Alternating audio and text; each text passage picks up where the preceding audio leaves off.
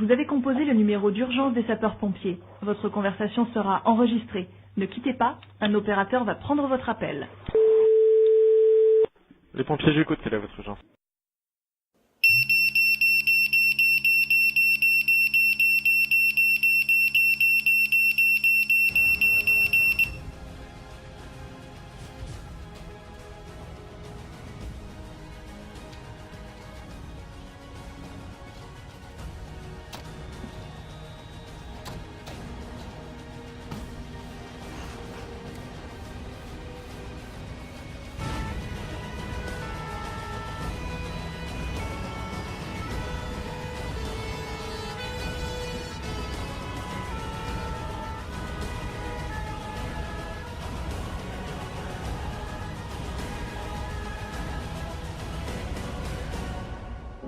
Une minute 30. C'est le temps qu'il faut à ces femmes et ces hommes pour partir nous porter secours. 10 minutes.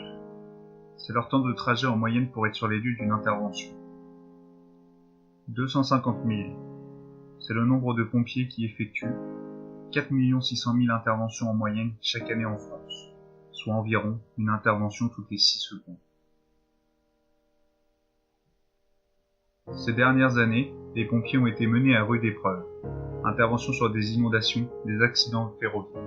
Intervention sur les différents attentats qui ont eu lieu à Paris, Nice et partout en France. Plus récemment, intervention sur 2 incendies à Paris.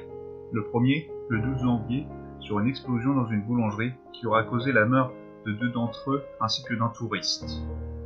Et le second, dans la nuit du mardi 5 février, au dernier étage d'un immeuble qui aura causé la mort de plusieurs personnes. Ce soir-là, les pompiers se sont démenés toute la nuit pour arriver au bout de ces flammes et sauver ces victimes. Malheureusement, l'immeuble n'était pas accessible pour les camions de grande échelle. Du coup, les pompiers ont dû monter chaque étage un par un à la force de leurs bras, sans aucune sécurité, avec en plus le poids des équipements, des lances et des échelles. Sur ces images, on peut voir le dévouement de chacun d'entre eux. Oui, c'est vrai, ils sont entraînés pour ça. Mais même avec un entraînement, qui s'imaginerait monter 8 étages à l'échelle accrochée alors que les flammes nous menacent et que peut-être 30 minutes plus tôt nous étions dans nos lits en train de dormir. Ces hommes se battent chaque jour, chaque nuit et chaque minute pour nous porter secours. À tout moment, ils sont prêts à nous venir en aide partout en France. Chaque jour, ils constatent des accidents sur les routes et voient des corps détruits, des vies détruites.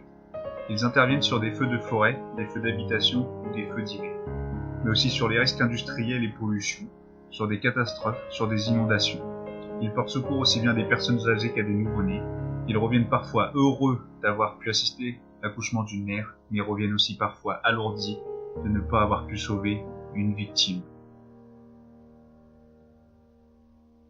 Les flammes des incendies ont trop souvent brûlé leur peau. Le sang d'une victime, d'un camarade a taché leur uniforme trop de fois. Ils ont vu presque toutes les sortes de meurtres qui peuvent exister, et certainement plus que l'on ne peut s'imaginer. Ils constatent les souffrances et la violence entre les personnes qui, un jour, se sont promis l'amour, entre des parents et des enfants, entre des frères et des sœurs et entre des amis. Ils constatent les actes les plus cruels et mesquins de l'être humain. Ils voient la maladie et la vieillesse, ils aident à se lever celui qui est tombé, ils portent secours aux blessés. Ils voient les yeux des parents quand la drogue, l'alcool a emporté leur enfant. Ils voient les larmes des enfants quand un de leurs parents s'est donné la mort. Ils voient les cœurs détruits quand une personne âgée a laissé derrière elle ses amis, sa famille.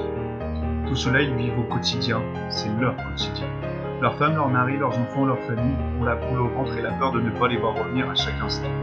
Victimes du devoir, ils perdent des amis, des collègues, trop de pompiers décèdent dans l'intervention pour sauver des vies, pour sauver nos vies.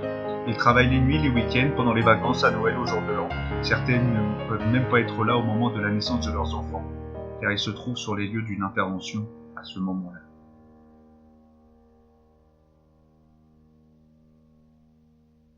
Ils ont dans leur esprit les visages gravés des personnes qu'ils ont sauvées.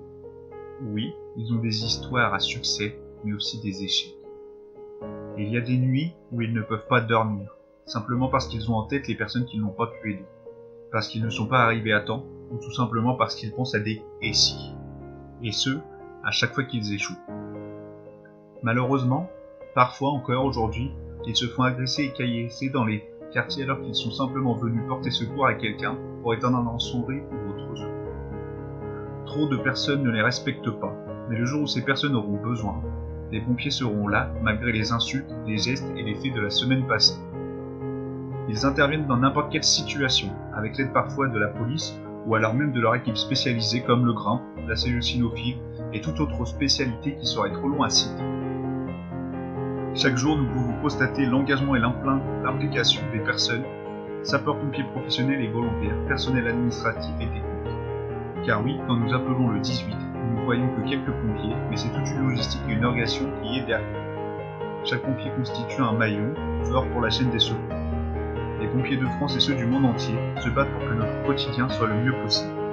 Ils exercent leur métier avec passion, envie, force et courage. Ils ont comme devise « sauver ou périr ». Ce sont les anges gardiens de notre vie. Ils vous ont peut-être déjà secourus et vous avez sûrement déjà eu l'occasion de les remercier, mais on ne les remerciera jamais assez. Donc ensemble, disons-leur merci.